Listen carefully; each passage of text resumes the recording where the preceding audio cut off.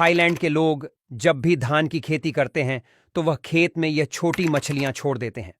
चलो दोस्तों, आज हम बात करेंगे थाईलैंड के एक अनोखे रिवाज के बारे में। क्या आपने कभी सोचा है कि कोई अपने खेत में मछलियां क्यों छोड़ेगा? अरे भाई, ये तो वही बात हुई कि अपने घर के आंगन में मुर्गियां पालना। लेकिन थाईलैंड में ये चीज आम है। वहां के किसान अपने खेतों में छोटी छोटी मछलियां छोड़ते हैं। अब आप सोच रहे होंगे कि भला ये कैसा पागलपन है? लेकिन रुकिए, इसके पीछे एक बड़ी समझदारी छिपी है। थाईलैंड की धरती पर चावल की खेती का बोलबाला है। वहां के लोग चावल के बिना जीना भी नहीं चाहते। सुबह की चाय से लेकर रात के खाने तक हर जगह चावल का डंका बजता है। ऐसे में चावल की अच्छी फसल पाना हर किसान का सपना होता है। लेकिन यह सपना पूरा करना कोई आसान काम नहीं है। कीड़े मकोड़े, बीमारियां और मौसम की मार सब मिलकर किसान की नींद उड़ा देते हैं। अब आती है मछलियों की एंट्री। थाईलैंड के किसानों ने एक तीर से दो निशाने लगाने का तरीका ढूंढ निकाला। वे अपने चावल के खेतों में छोटी छोटी मछलियां छोड़ देते हैं। ये मछलियां खेत में तैरती रहती हैं और अपना काम करती रहती हैं। अब आप पूछेंगे कि भाई, ये मछलियां करती क्या हैं? तो सुनिए, इनका काम है खेत को साफ सुथरा रखना और कीड़े मकोड़ों से लड़ना। जब खेत में पानी भरा होता है तो उसमें कई तरह के कीड़े मकोड़े पनपने लगते हैं।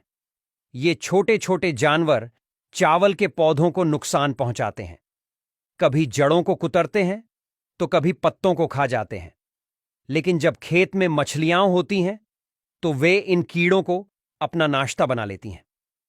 इस तरह मछलियां किसान के लिए एक तरह की सुरक्षा गार्ड बन जाती हैं। लेकिन मछलियों का काम सिर्फ कीड़े खाना नहीं है। वे खेत में तैरते तैरते पानी को भी हिलाती रहती हैं। इससे पानी में ऑक्सीजन की मात्रा बढ़ती है, जो चावल के पौधों के लिए बहुत फायदेमंद होती है। साथ ही मछलियों की टट्टी खेत के लिए खाद का काम करती है। यह प्राकृतिक खाद चावल के पौधों को ताकत देती है और उन्हें तेजी से बढ़ने में मदद करती है। अब आप सोच रहे होंगे कि यह सब तो ठीक है, लेकिन इन मछलियों का क्या होता है? क्या वे हमेशा खेत में ही रहती हैं? नहीं भाई, ऐसा नहीं है।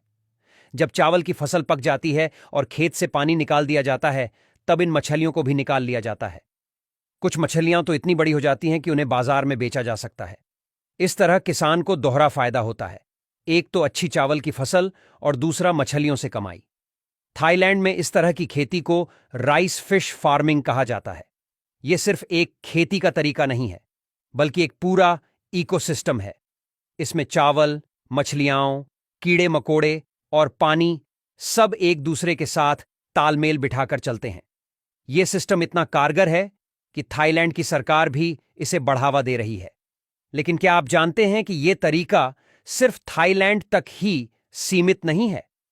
एशिया के कई देशों में इस तरह की खेती की जाती है। चीन, वियतनाम और भारत के कुछ हिस्सों में भी लोग इस तरीके को अपना रहे हैं। यह बताता है कि कितनी पुरानी और कारगर तकनीक है ये।